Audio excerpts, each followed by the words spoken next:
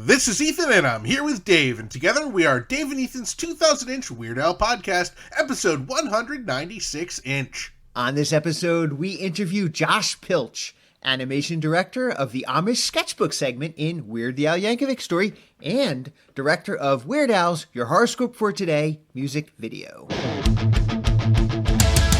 It's Dave and Ethan's 2000-inch Weird Al podcast. It's a podcast about Weird Al. It's Dave and Ethan's 2000-inch Weird Al podcast. Seriously, the whole podcast is about Weird Al. Dave and Ethan's 2000-inch Weird Al podcast. You don't have to listen, but we're glad you are. Dave and Ethan's 2000-inch Weird Al podcast. Hi, Dave! How was your poodle hat anniversary the other day? Oh, my poodle hat anniversary was great. Now, of course, you know I don't actually own a poodle, so I had to wear one of my cats on my head instead. Oh, of course. I wouldn't expect anything else, Dave. Well, I was listening back to last episode, and in our interview with ludicrous Lori, remember when she said that Weird Al and his family signed something that would be added to the Mars rover? Well, Dave, of course I remember. Our big question for Lori was, did he sign it Weird Al Yankovic or just Al Yankovic? Well, the answer is here. Lori found a photograph of the book from that day, and it was signed, drum roll please, Bermuda,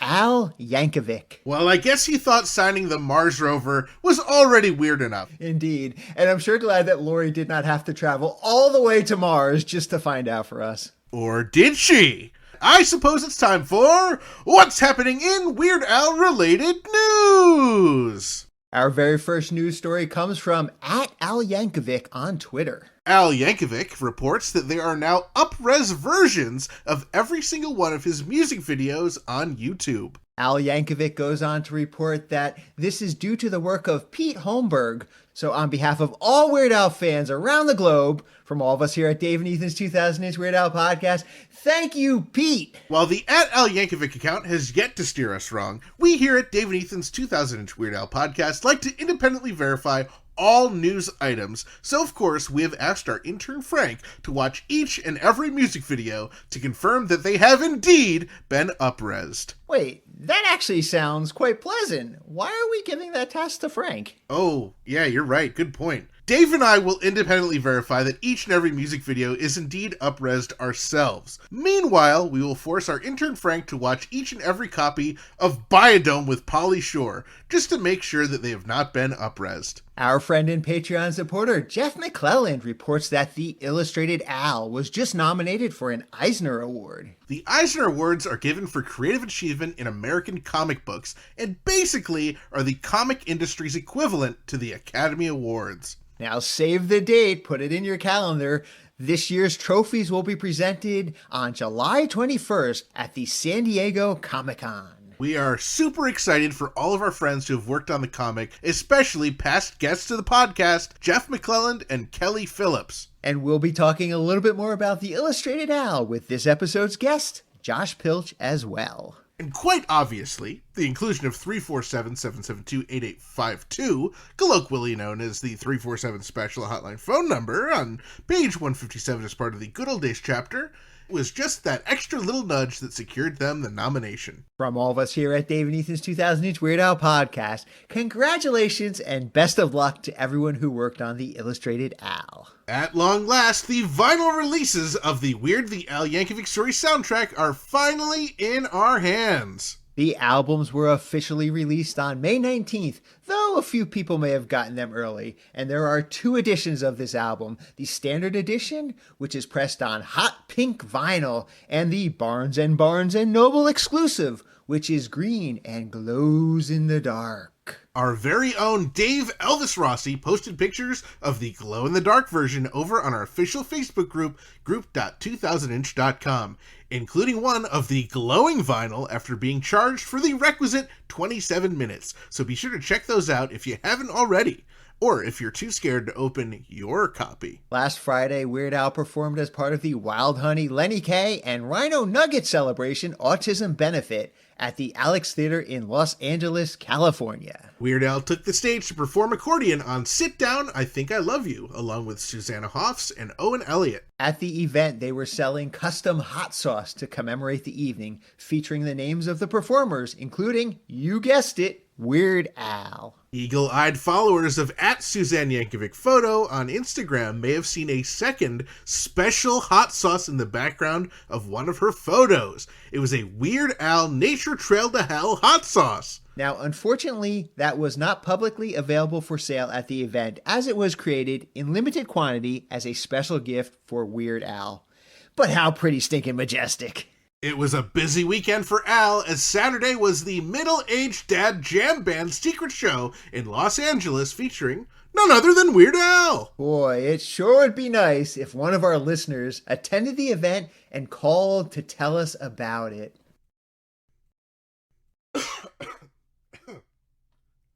I said, it sure would be nice if one of our listeners attended the event and called to tell us about it.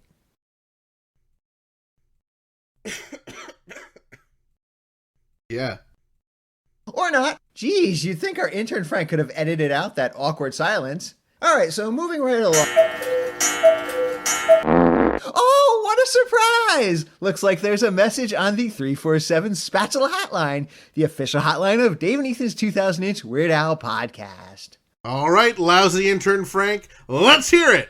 Hello, gentlemen. This is Devlin Wilder with a special on-the-ground report from Los Angeles, where I attended a performance of the Middle-Aged Dad Jam Band, which included a stellar performance from you-know-who. There are events in a person's life that change you forever, provoking memories that will last a lifetime. I know every time I see Al in concert, I am changed for life. This event was no different, except that it was. It was a truly intimate, unique, and mind-blowing event that only a small outdoor setting could provide.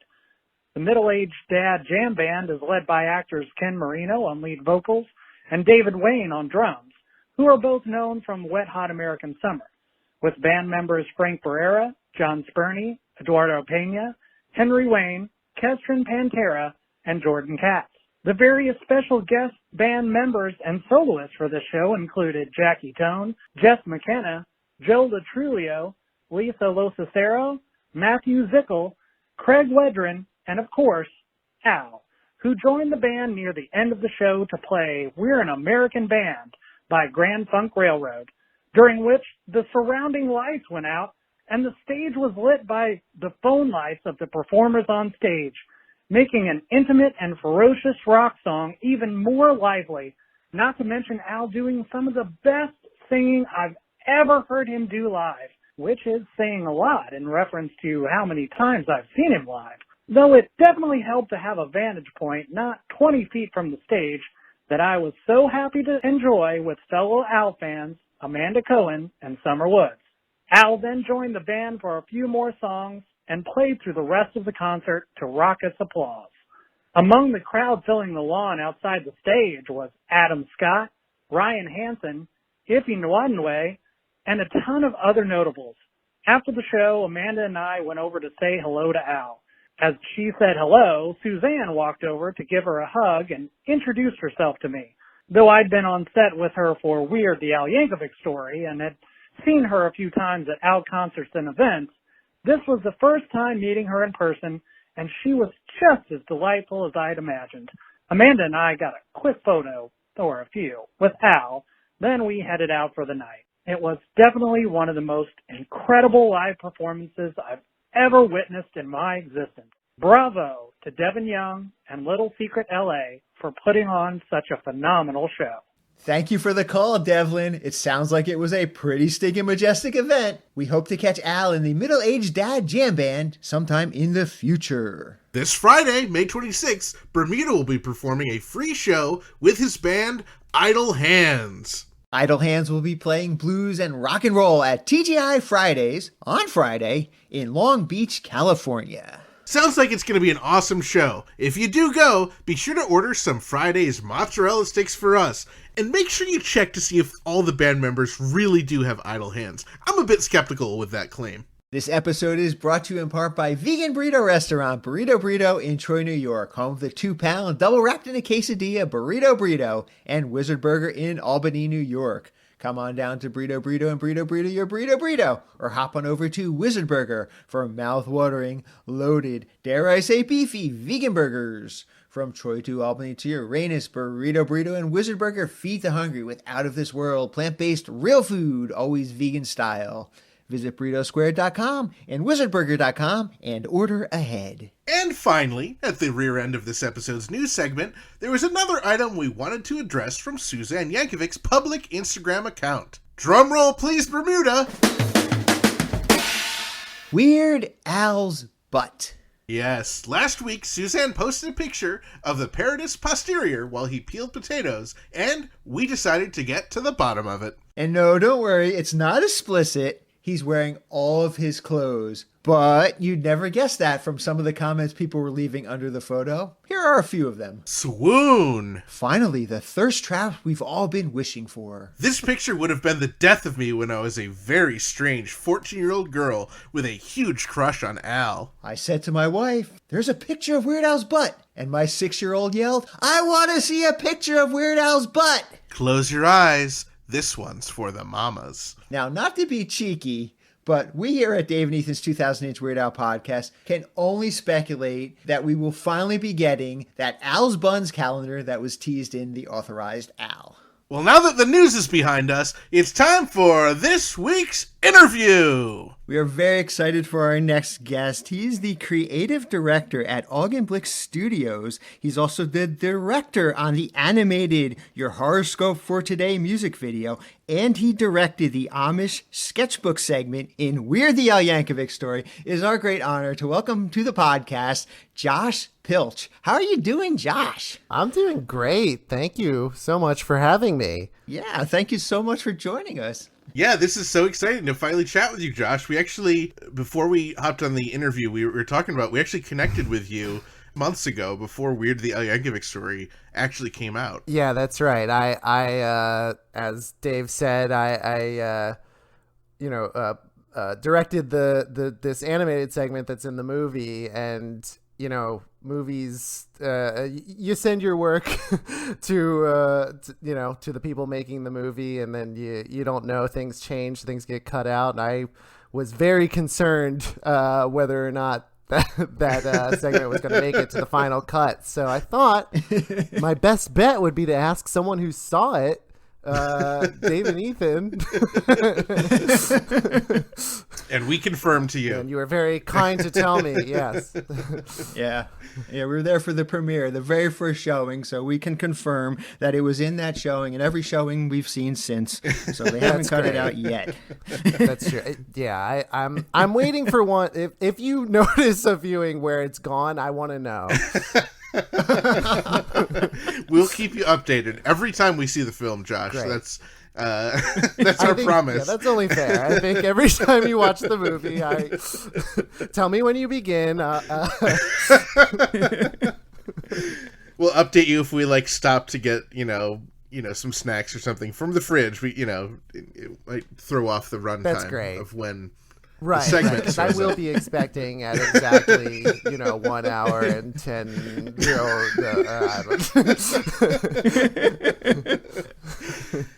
So, Josh, we have a lot to cover. This is so amazing, all this stuff. Obviously, within the past couple months, you've had 2 major projects with Weird Al. Were you familiar with Weird Al's work before you did these projects? Yes, incredibly so. I grew up a massive fan of Weird Al. So cool. I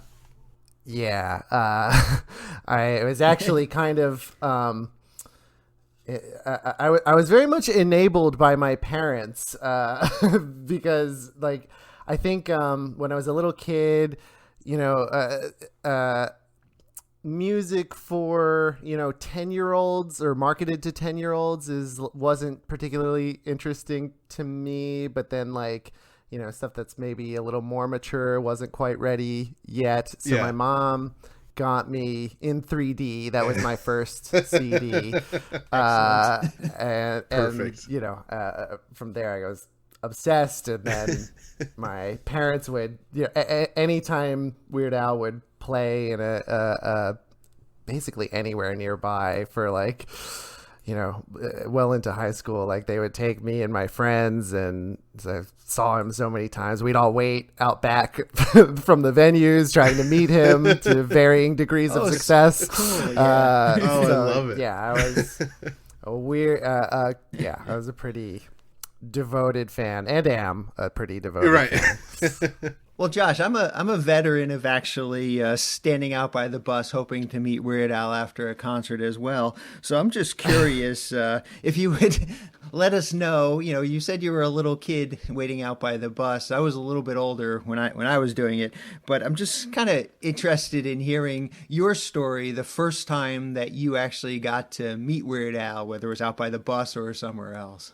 Yes, let me think what the first time was. Because one thing I remember is at the FM Kirby Center in Wilkes-Barre or Easton, Pennsylvania. One of those. Which one do you know? Yep. Wilkes-Barre. It's Wilkes-Barre. I've been seeing Weird Al there multiple times. Yes, nice venue. I remember it was my mom and I and my friend Royce waiting out back, and we just waited and waited and the roadies are telling us like, not this time, he's not coming, and we were like, well, but maybe he is. That was like the first time we were like fully like we are committed, and he didn't show up that time as we were told, right? So it was all the more special the next concert, which I believe was the Keswick Theater in Glenside, Pennsylvania. Yes. Which I grew up seeing lots of shows there. And yes, like that theater has like a nice big parking lot in the back where like kind of the bus shares the same space as like the general parking. So like it was pretty obvious where to go, and yeah, and then he was there, and God, the first time I must have been in middle school. I'm thinking it was Poodle Hat, so I must have been like 13 or 14 years old. I think I was just, I don't think I barely said anything. I think I was just like awestruck to be, inches away from this person whose voice had been in my head, in my ears. I don't know. How do you say that? For so much of my childhood. I will say years later, when it was like a summer break from college, the same sort of group got together. We went to the Keswick again, and we saw him. And then I was, a confident adult, and met him yet again at the tour bus in the parking lot. And that time I said something like, hey, thank you. You make a nerdy teen's life so much easier. And he gave a big smile, shook my hand, and it was a very sweet moment. So a little redemption for me, a web redemption, as Nice. Tosh pointed out.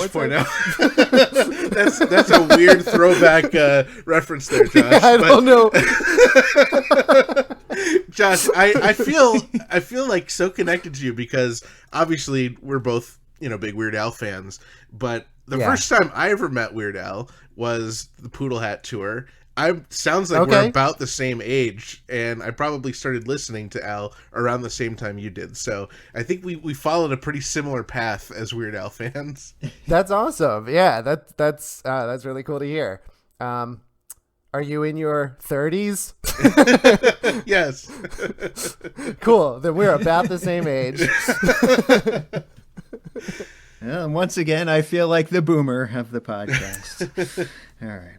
Dave, I've come on here and I've basically just talked about how I've like stalked Weird Al behind venues. So I might as well take this another step. I remember as a kid being on the World of Weird Al Yankovic forum. Yes, and being very much aware of you. And I remember, I believe, seeing you because I think you. hopefully this excuses a little bit. I believe you Okay. used a photo of yourself as your avatar, and I believe I saw you at a concert.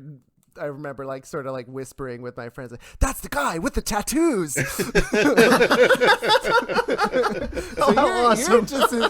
you're just as famous in my book. So Oh, thank you, Josh. I wish you'd come over and said hello.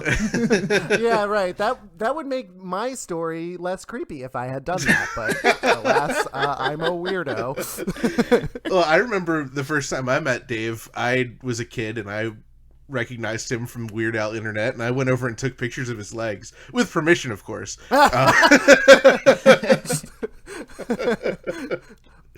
Hello, sir. May I take a picture of your leg? He would know why. I mean, spending enough time with Dave, that happens more than you'd think. I'm actually not surprised. That makes perfect sense.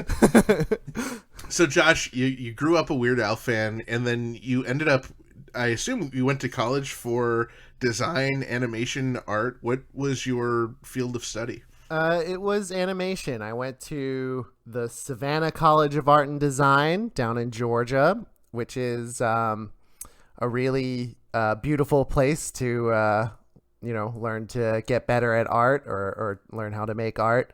And yes, my major is animation. I think it's really funny that I have a bachelor's in animation. I basically have a degree that says cartoons. But Awesome. but I mean, I downplay it, but I always dreamed of being an animator, and I was lucky enough to get to go to school for it, and I'm lucky enough to do it as a job for now, I don't know, maybe 10, 11 years or something. So that was always that was always the plan. I didn't know that Weird Al would be part of it. I could only dream of that. Well, you say that, but, as someone who was interested in that kind of stuff, a lot of things that Al has done, or things that Al, obviously enjoys, like The Simpsons, have to do with animation and cartoons. And did you ever put yourself in the shoes as a kid or as a young adult and think oh, I would love to do a Weird Al project? Was that a thought that ever crossed your mind? That's interesting. I don't know that it did. I think that seemed so far off. I mean, I also, I grew up in, suburban Pennsylvania, right outside of Philadelphia, in Bensalem, Pennsylvania, in scenic Bucks County. But show business, I hear a lot of people say this, but show business was not, in any form, was not something that existed in that town, and was therefore not encouraged, or if it was encouraged, there was no practical information about it. So right. I think I never had a super strong direction, it was very one step at a time for me. I want to make cartoons. Okay, I got to find a school that teaches that. All right. And now I got to find a place where there are jobs that have that. Okay, New York City. It was very Right. Step by step. I do think at some point when I started working in television, it occurred to me, I worked on a kind of a weird Amazon series called Nico and the Sword of Light. And I got to animate a character that was voiced by Patton Oswalt. And I think Oh, cool. that sort of clicked in my head, oh, Weird Al really does a lot of cartoon voices. I feel like that's gonna come up at some point. But I think that's as far as I kind of thought about it. Okay. And so when did you start working at Augenblick Studios? So I moved to New York in 2014, and I was a freelancer. So I would jump around from a lot of different studios. And I believe that year, like the end of that year, was the first time I worked with Augenblick. But I would like work with them for like 3 months, and then I'd go away, and then I'd come back and work with them for, 3 to 6 months, whatever, go away. And then I started working with them full time January 2020. I said, this year's going to be great. I've got a new job. Everything's going to be normal. Nothing weird's going to happen. I mentioned that just because, like, it did feel like this point when my work as an artist was about to become stable, and I was going to get to know the people I work with better. But obviously, come March, we're all working from home, and right. I didn't really get to know these people so well until years later. Yeah. You said you started working with them at first in 2014. Sounds like you just missed Another Tattoo, which came out in 2013. Yes, that's right. And yeah, I think when I was working there on one of those earlier projects, we were like having lunch or something, and Aaron Augenblick, the owner of the company, he said something like, "Oh yeah, like remember when we did that Weird Al thing?" And I was like, "The what thing?" I hadn't put together that they had done the Another Tattoo video. I had seen it, but I hadn't. Oh wow. see, this is how poor my planning is in general. Like I luckily fall into the place where there is something very true to my interests, but I didn't even know. And then we were watching it during lunch, and I was like, "Yeah, oh my god, you guys drew this!" Like, I was very jealous. Felt some FOMO for being in college while they were doing it. Yeah, and it's such a great music video too. I mean, the song is great, the animation's great, the little jokes, and I've seen so many people actually get like tattoos reminiscent of how they designed them in that video. So it's pretty cool to get to work with a company who did that. Yeah, definitely. Yeah, absolutely. Absolutely. That's cool to hear that people are getting tattoos. Aaron's style and the Augenblick Studios style, which, while adaptable, there's a lot of like cool, weird stuff that like I've seen many tattoos of many different projects from Augenblick, and but I never put together like, yeah, the video about tattoos. They should get tattoos of that. That's awesome. Indeed. So I guess the next project, or the big project that you came up, was Weird the Al Yankovic Story. And how was that approach to Augenblick Studios, and how did you get involved with that? Yeah, so okay. When I started full-time at Augenblick, I was given the title of creative director, which is a title I share with a couple of other people who work there. But at the time, like, I had done some directing, and I anytime I did it, I would miss being just the person on the team doing the designing and the animating and the storyboarding. So when I took the job, I said to Aaron, I'm excited for this. I want to to work full time, but I don't mind if you want to just like keep me generally on teams led by other people. Like, I'm not like so hungry right now to be like leading teams.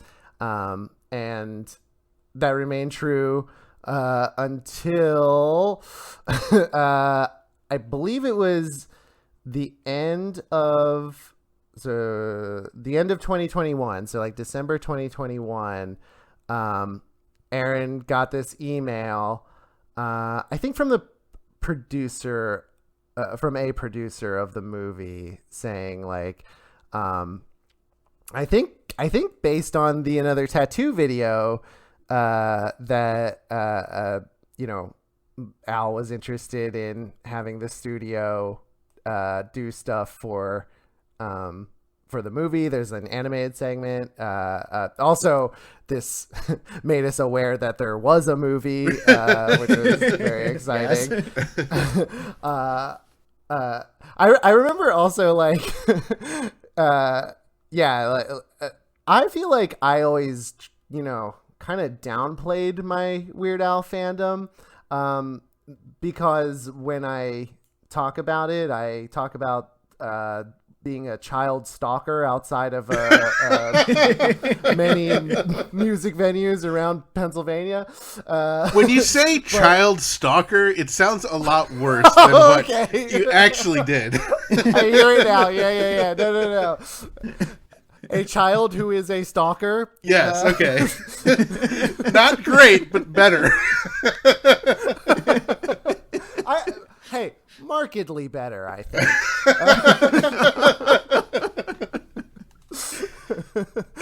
Oh boy.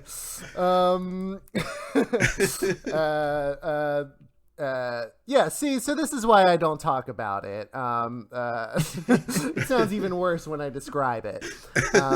But so yeah, I felt like I wasn't going around all the time being like, me, I love Weird Al.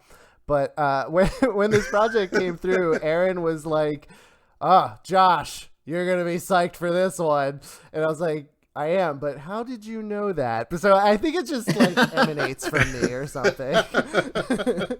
And I also remember, we were like, Weird Al's making a movie. That's so cool. And he was like, yeah, it looks like, it's kind of like a biopic of him, and Eric Appel's directing it. And I was like, Aaron, you're wrong about that. You're talking about an old fake trailer that was on Funny or Die. I was like so convinced that he had the information wrong because that video is pretty old at that point. I'm like, and it seemed, I don't know, like. And then when I realized it was real, I'm like, oh, that's actually hilarious that they are really making that into a movie. I think we heard that Daniel Radcliffe was involved maybe at that point too, which was like very funny to us. All of this to say, we would have our Monday meetings, and like every week there'd be new Weird Al information. Like, yep, I think we're gonna get started soon. And so that was like the beginning of 2022. We were still working from home. So I remember I Slack messaged Aaron.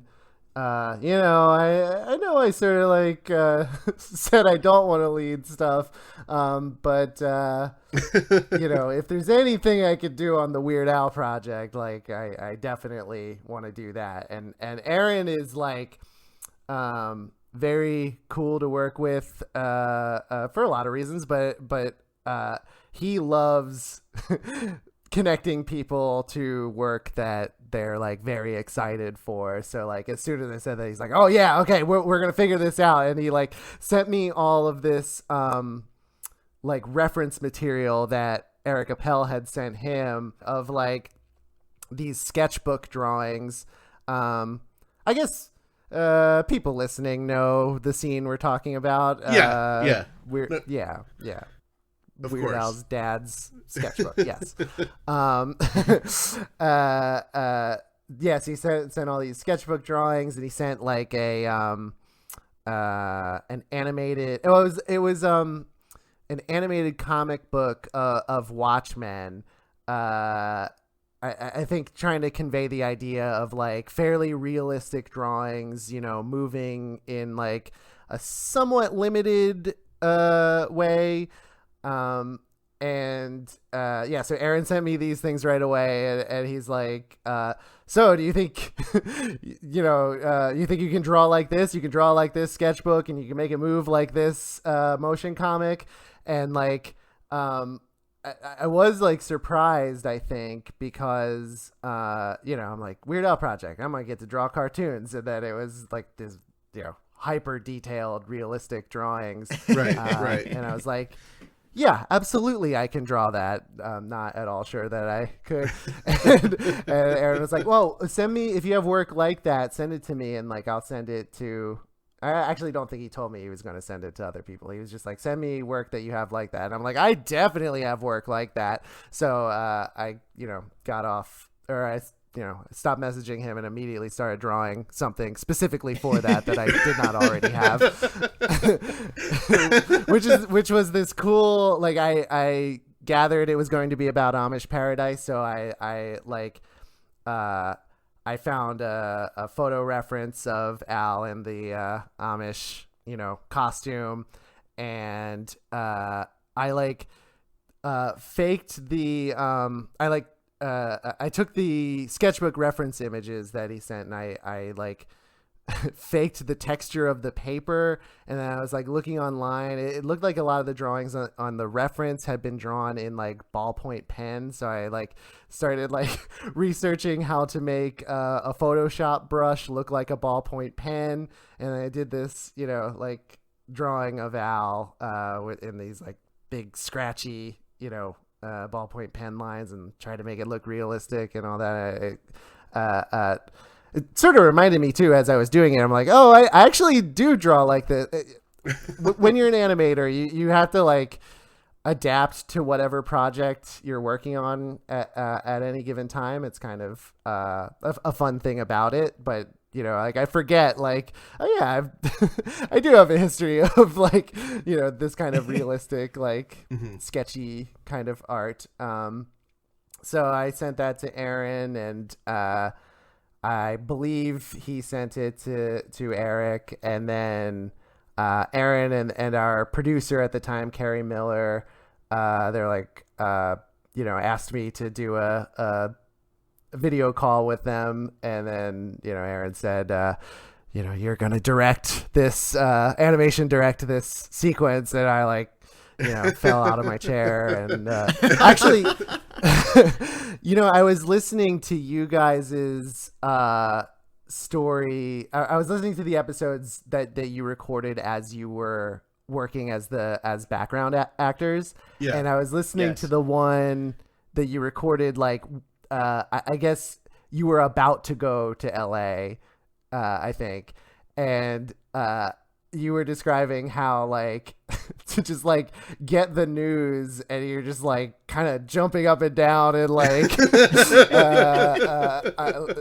it was extremely relatable to me to hear that. It really put me back there. I was buzzing. Similar to you, I didn't tell many people, but I did.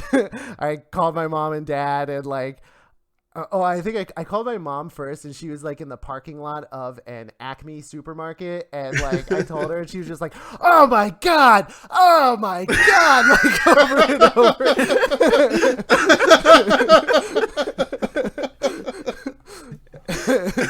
My dad's a little more reserved, but I told him later on, he was just okay, man. Anyone who knows my dad knows that is a very authentic response from him. Oh, that's incredible. Yeah. It was so surreal, as to be this, super fan, and have such it felt like such a key role too. I was gonna get to make creative decisions, and talk to Eric and all this stuff, and it was awesome. Was that answer long enough? Well, I'm so curious about the reference material and the style and everything. How much of the final animation was based on what they sent you, and how much sort of evolved as you got involved in the project? I think it was kind of there was a lot of back and forth, but I did feel like I got to contribute a lot. So we had a meeting with Eric.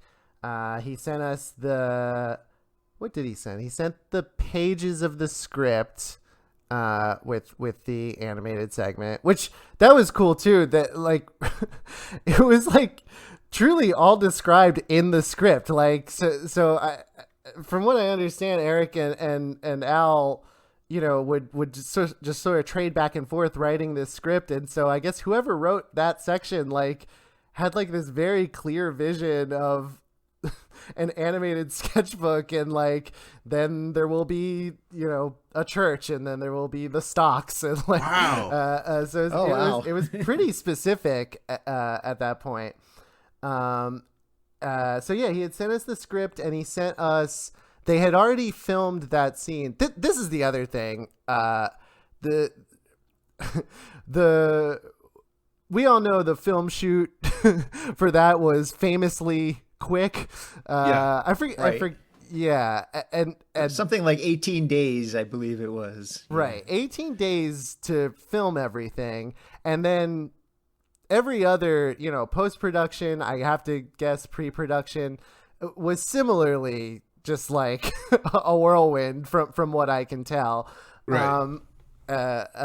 So like, yeah, they were still filming when like I felt bad for Eric. Like he had to like do this call, and we're like, hi, we're Aaron and I'm Josh. And like, he's in the middle of shooting, like, so they had, but he was, oh my God. As you know, he's so nice. Everybody involved in this project is so incredibly kind. Absolutely. Yeah. So they had already filmed the scene of Al talking to his dad, and he like pulls out the book, and it was even like it was edited quite like it hadn't been color corrected, but the cuts were really similar to what ended up in the actual movie, and it would just fade to black where the animation was supposed to be. Mm-hmm.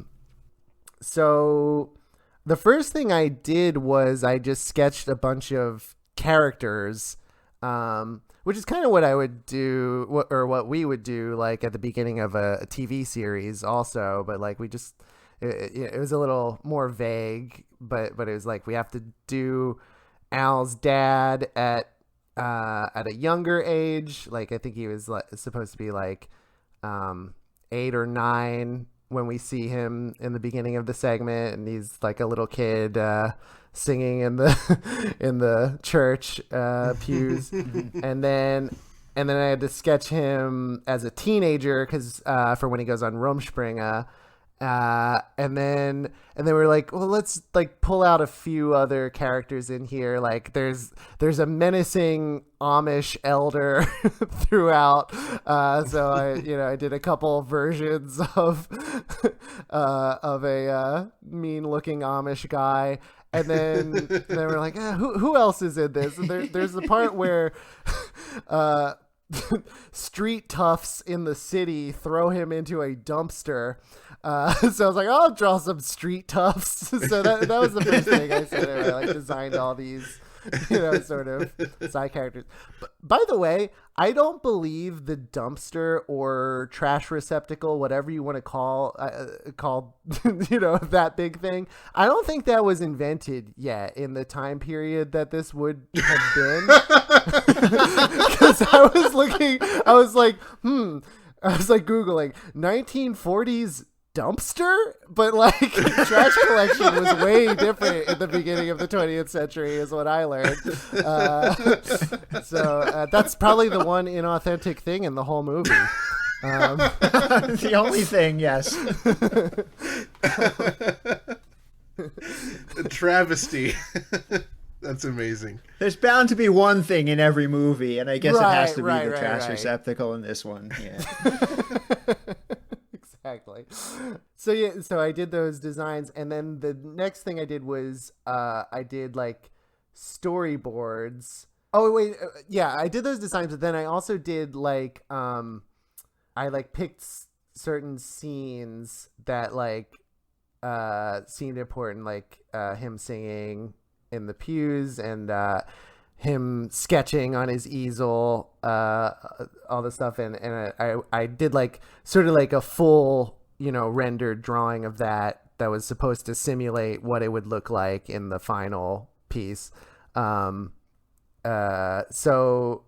and like I would send it to Eric and that team, and he'd be like, oh, could you do a version like this, but like maybe less detailed line work. Oh, he liked the idea of like, like the characters would have like really detailed line work, but then like the farther you get away from like the subject of any particular shot, it would be like very loose and like more like liney. I think to simulate like actually talking about authenticity, like I think it was to simulate the idea of like someone is sketching something from life, and then like as they move out, they're just sort of like filling in the space, but the thing that's important is detailed. And then so we talked about that and sort of nailed down a look that he liked and thought made sense for the piece. I continued to use the paper texture that the sketchbook paper texture that I had simulated for the sample drawing that I gave to Aaron, which you can see in the film. And so, that was when we made a lot of decisions about like the overall look of it. And then I did like a storyboard where like these were like really rough drawings, but like timed to Toby Huss's voiceover, just to get like a rough idea of that. Yeah. All of this stuff, by the way, this sounds like a shameless plug, but it is all on my Instagram. All the like rough drawings and that sort of thing. Yeah, if anybody's interested, at the Josh Pilch Show. Yeah, they're really cool. They're really cool. So definitely, I was gonna talk about it. We're gonna get there. Josh, you don't have to plug yourself. I know. It kept coming up and made me think. I know. Look at me, filthy child stalker / shameless self promoter. Child who is a stalker. There we go. So, Josh, it sounds like you got some pretty specific instructions from Eric, but was there any like opportunity to sort of improvise or add some of your own little touches to what you were tasked to do? Yeah, definitely. So, like when I think the first time I put the storyboard together, it was... We need to stop the interview right there, but we will be back with even more from Josh on the next episode. While you wait, be sure to check out Josh's official Instagram account at The Josh Pilch Show for some fun behind-the-scenes photos of the Amish animation sketchbook segment and Josh's other art. This episode is brought to you in part by Discover Darwin, promoting tourism in Darwin, Minnesota. Not only is historic Darwin, Minnesota beautiful, it's also...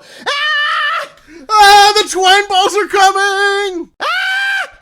Shutter your doors! Batten down the hatches! Shave the children! Wait, did you just say shave the children? What? No. Why would I say that? Why would we say any of this? Whoa, deep. So visit Darwin, Minnesota on your next existential expedition. Discover Darwin more than just the twine ball. And after you visit Darwin, Minnesota, be sure to attempt to visit discoverdarwin.biz. Dave and Ethan's 2000 Weird Al podcast is brought to you absolutely free thanks to our incredible sponsors, Burrito, Wizard Burger, Jackson Scoggins, Discover Darwin, and our newest sponsor, Patrick Gaffney. Our podcast is also supported by everyone in our Patreon family, with special thanks to our amazing close personal friend level Patreon supporters, including Jake, Zeb, Zach, Dana B, Blair, Kev, Javier, Ron, Scott, UH Jeff, Nancy, Mike, Matthew, Kenneth, Gus and Alicia, Allison, Adriana, and Ajax. Also thanks to Richard B. and everyone else in our pretty stinking majestic Patreon family. If you enjoy our family-friendly Weird Al podcast, please consider supporting us at patreon.com/2000inch.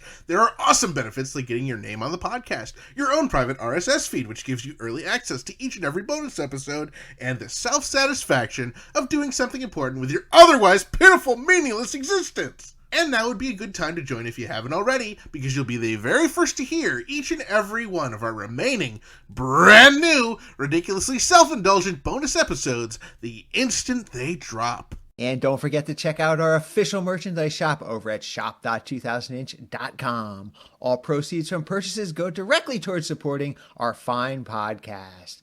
It's almost Ethan's birthday, May 29th, here in the good old US of A. And that traditionally starts the beginning of beach season. So clean the sand out of your ears and be sure to stock up on all your beach supplies over at shop.2000inch.com. We've got Gill and Chill branded beach towels to sunbathe on, podcast logo branded tote bags to carry your sunscreen, and Discover Darwin branded tank tops to wear all day on the beach so you get weird tan lines. We love hearing from our listeners and other Weird Al fans, so be sure to join our Facebook community at group.2000inch.com and visit our Discord server for even more riveting Weird Al and Red Rum to Goody related conversations. You can find both of them linked on our website, as well as information about past guests and episodes over at WeirdAlPodcast.com or 2000inch.com. And while you are there, click on Ridiculously Self-Indulgent bonus episodes and follow along with our adventures on tour, and click on Black and White and Weird All Over bonus episodes, and follow along with our special series where author John Bermuda Schwartz walks us through his first book, page by page and picture by picture. Keep up on new episodes, podcast news, and events by following at 2000inch on Facebook, Twitter, and Instagram. And be sure to subscribe everywhere you listen to podcasts so you don't miss a single episode. Not only does subscribing help the podcast, you'll graduate first in your class at Juilliard. Plus, we also love it when we receive voicemail via our official patent-pending 27-hour-a-day podcast hotline, 347 Spatula, as seen in the Illustrated Al. That number is 347-772-8852. Give it a call, and you might even hear your message in a future episode. Thank you once again to Josh Pilch for joining us for this episode. Thank you to Jeff McClelland, Devlin Wilder, Suzanne Yankovic, Stan the Hot Sauce Man, Ludacris Laurie Macmillan, and John Bermuda Schwartz. Thank you to the Grammy Award-winning Jim Kimo West for our incredible podcast theme song. And thank you to @Al Yankovic on Twitter, as this podcast probably would not exist without him. And a big thanks to all of you, our loyal listeners, subscribers, Patreon supporters and sponsors, and everyone else who makes our podcast possible. Thank you for choosing Dave and Ethan's 2000-inch Weird Al podcast. And until next time, remember to gill and chill, keep listening to Weird Al, and stay cheesy! I'm so excited that all of Weird Al's music videos have been up-resed on YouTube. Oh, me too. And it was nice to see that he also had Bob up-resed as well. Well, why wouldn't he have? It's a music video after all, and he said all of them. Oh, that's a good one. Bob's a music video. Oh, you know, Ethan, you really shouldn't say such false things like that on the podcast. People might start to believe it. Not this again! Sheesh!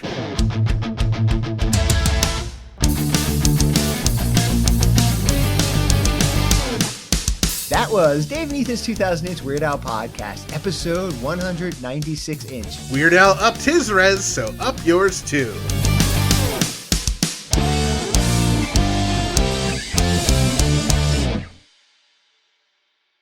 I want to see a picture of Weird Al's butt.